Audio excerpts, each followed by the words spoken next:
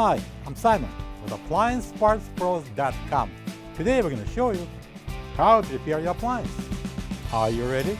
Remember, anytime you work on your appliance, make sure it's unplugged or the circuit breakers are off so there's no chance of electrocution. In this video, we'll show you how to replace the door shelf in a Samsung refrigerator.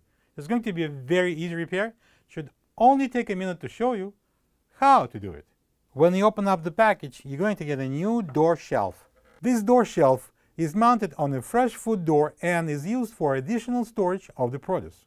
This door shelf is the larger one out of the two that are used on this door. The main reason for the door shelf to be replaced is if it's broken and produce won't stay on it. In order to get to the part, we need to open the fresh food door. In order to remove the door shelf, all we need to do is push it up from both sides. And then we can take it out. This is the old door shelf next to the new one. If you don't have this part, you can get it from AppliancePartsPros.com. To install the new door shelf, we need to bring it in, slide it inside, and push it down so it will lock on the door. Now we can close the door. Plug the fridge back in and make sure it's cooling.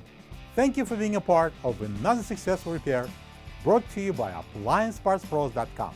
For any of your future appliance repair projects, please check out our other videos available on our site, on Facebook, on YouTube, and on Instagram.